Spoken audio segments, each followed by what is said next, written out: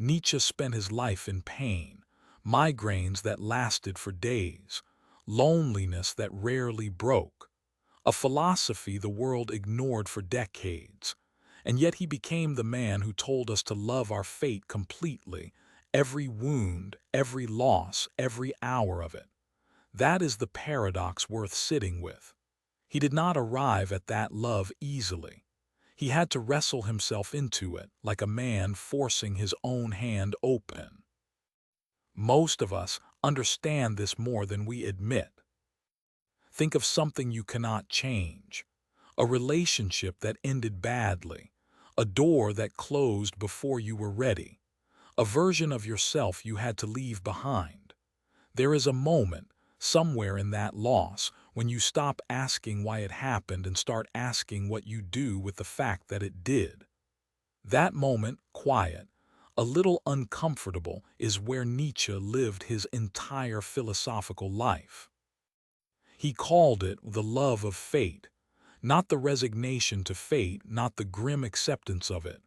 Love, the kind that asks nothing to be different. But here is what makes him worth listening to. He went further. He asked a stranger and more unsettling question. What if you had to live this exact life again, every moment of it forever?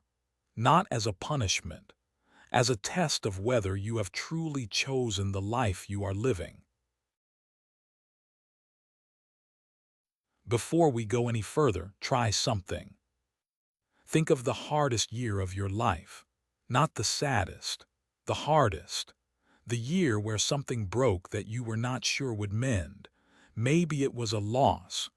Maybe it was a slow collapse, health or work, or a relationship that quietly fell apart.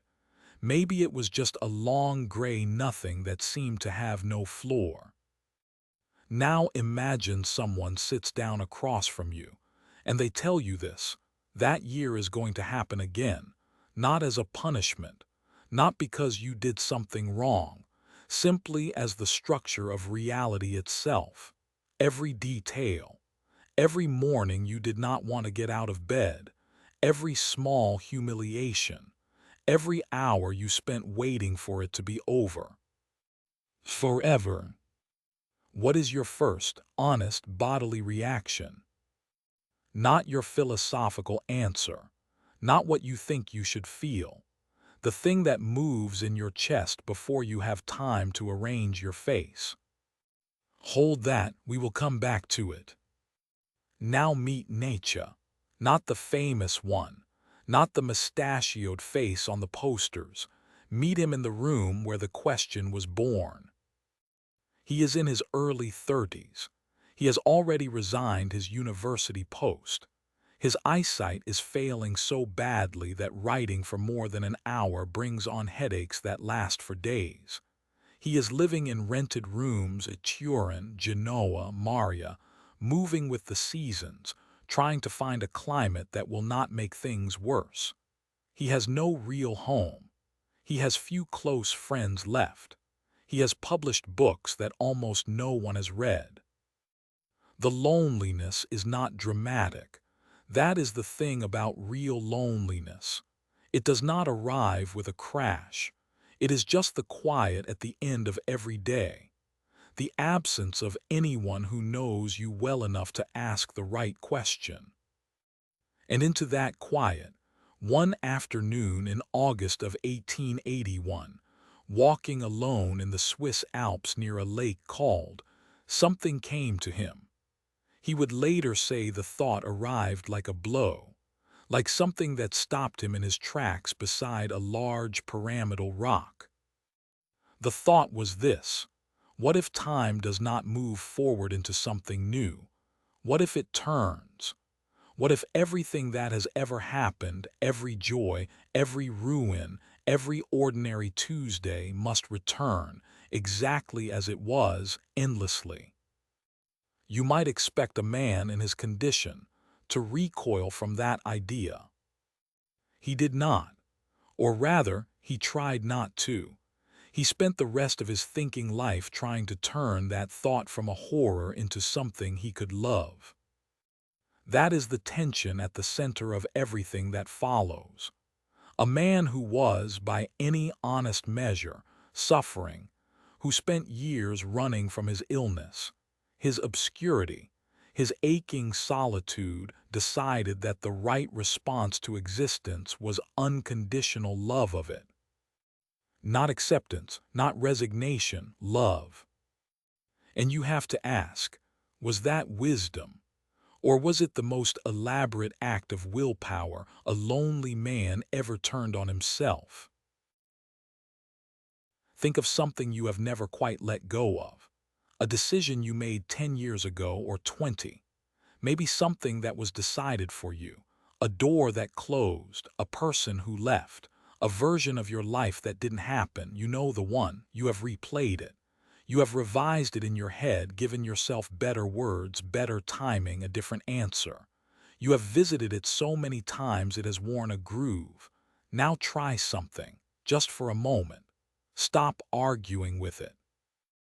Let it have been exactly what it was.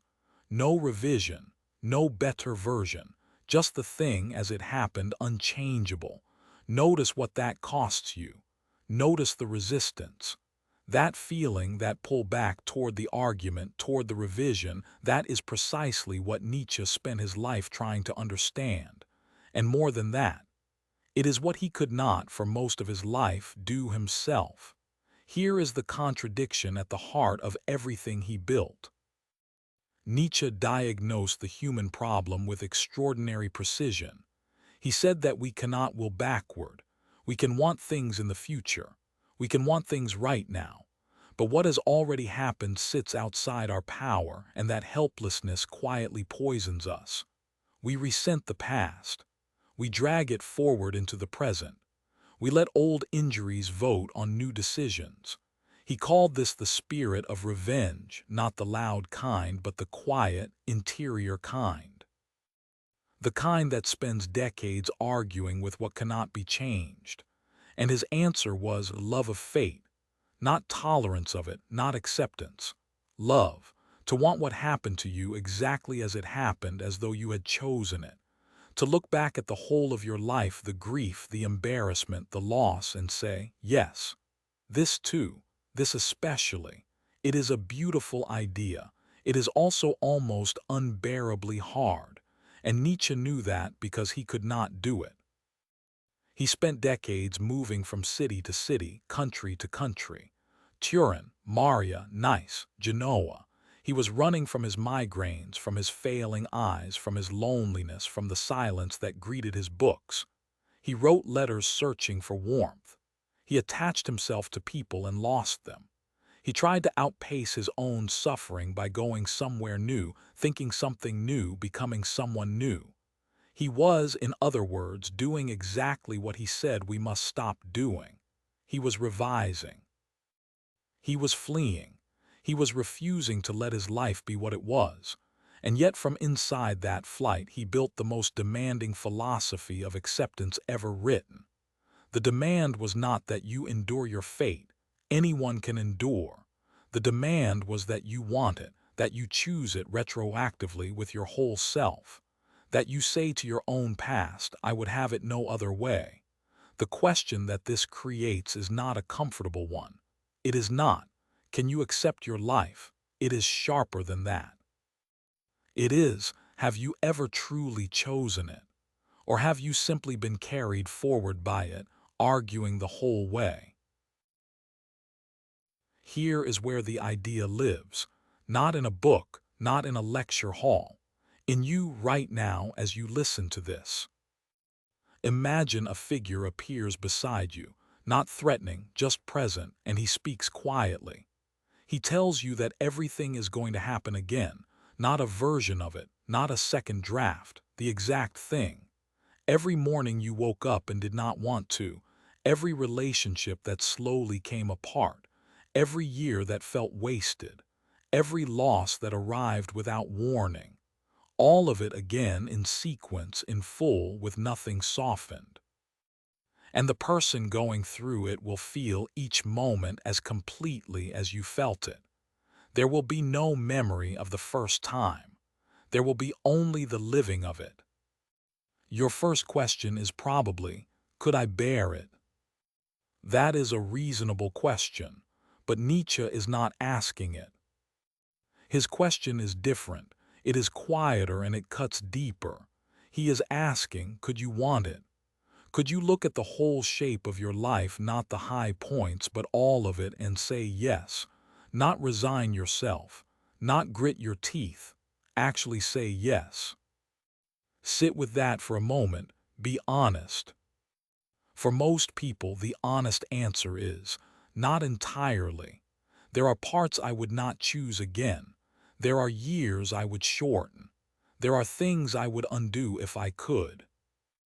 Nietzsche heard that answer. He gave it himself. He knew what it meant to live a life you would not fully choose again, the illness that took decades, the friendships that dissolved, the work that almost no one read. He was not speaking from a position of contentment. He was speaking from exactly the place you are in. And so the follow-up he offers is not a condemnation. It is almost gentle. If the answer is no, not like that, not with all of that, then he asks, what would have to change, not in the past, but right now, in how you are living, for the answer to become yes? Notice what he is not asking. He is not asking you to feel grateful for the suffering. He is not asking you to pretend the hard things were secretly good. He is asking something more demanding than that. He is asking whether you are living in a way that you would stand behind, whether the choices you are making today, the ones still open to you, are ones you could own completely. Because if they are not, then adding more years does not solve the problem. It just adds more weight to an answer you have not yet given. This is what Nietzsche called loving fate, not accepting it, not enduring it, loving it, wanting the whole thing, including what hurt. He spent years trying to mean that. He wrote it before he felt it. He preached it while he was still running from his own life. And that tension never fully resolved. Not for him, maybe not for anyone. But the question stays open, and it is worth holding. Here is the objection, and it is a serious one. If you are told to love your fate, to embrace everything that has happened to you, what stops that from becoming a reason to leave suffering exactly where it is? What stops it from becoming the most elegant excuse in the world for doing nothing? That question deserves to be held, not dismissed. Think about two people, same childhood, same hard years, poverty, instability, early loss, the kind of years that leave marks. The first person carries those years as an explanation. Every setback they have faced since then traces back to that original wound. Every limitation makes sense because of what was done to them. They are not wrong exactly. Those things happened. The damage was real.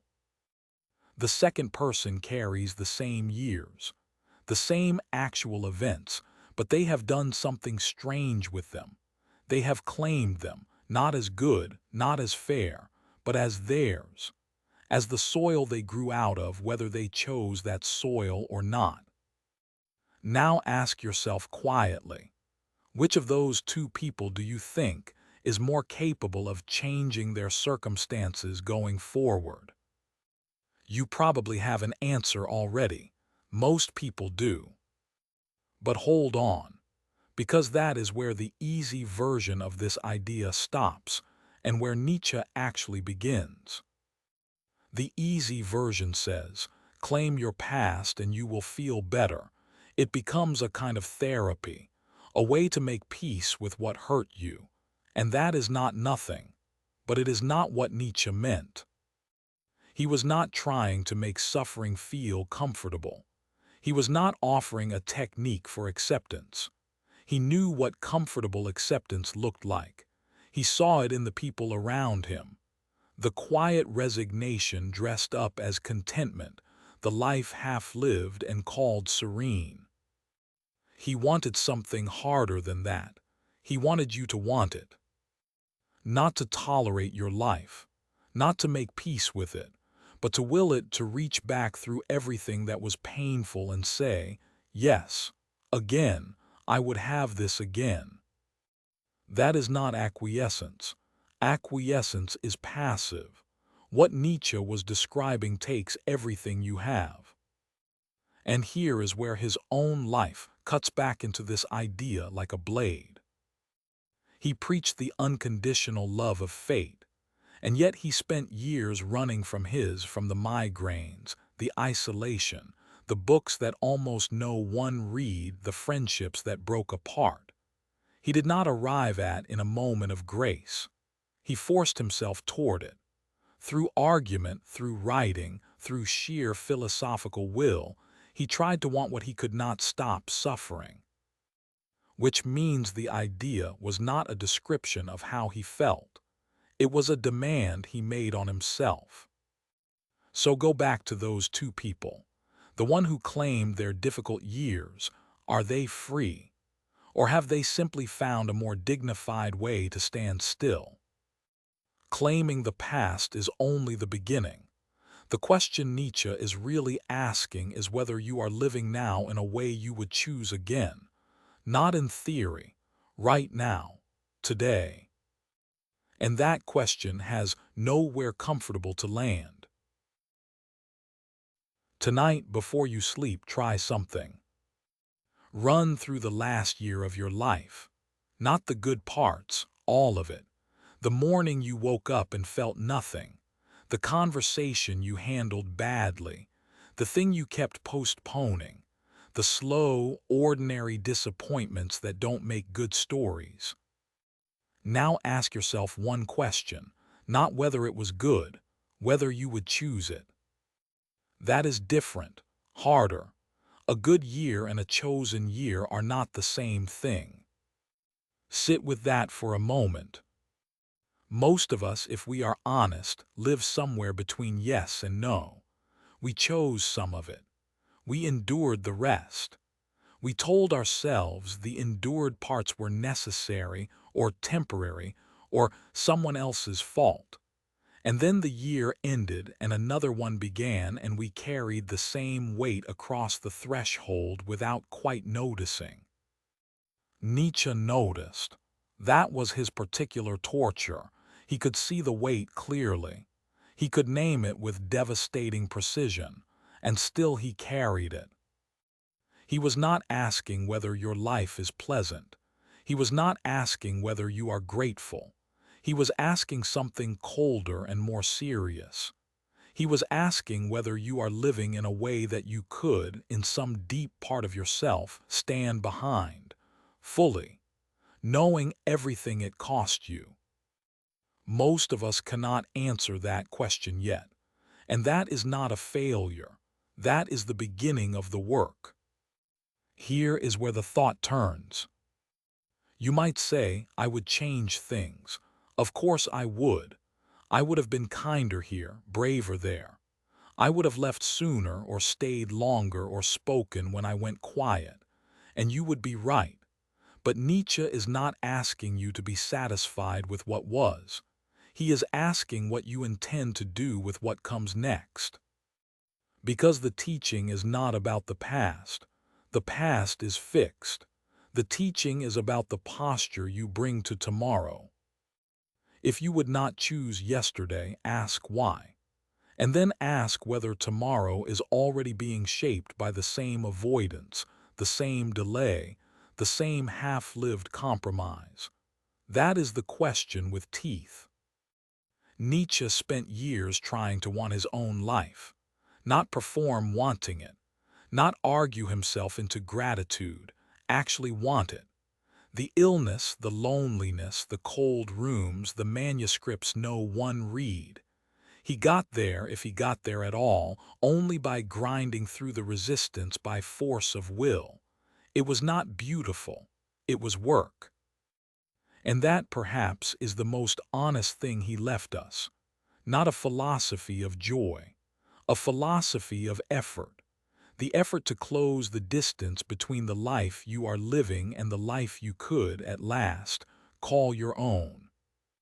So tomorrow morning, when the ordinary difficulty arrives, and it will, you will have a choice. Not a grand choice, a small one, the kind that leaves no mark and no witness. You could endure it, or you could choose it. Nothing about the difficulty changes, only your relationship to it, only whether you are, finally, the author of your own life or still just its passenger. Nietzsche never fully resolved that question. Neither will you, neither will I. But the asking changes something, slowly, and that, he would say, is enough to begin. There is something worth sitting with before you go. Nietzsche never stopped suffering. The headaches came back.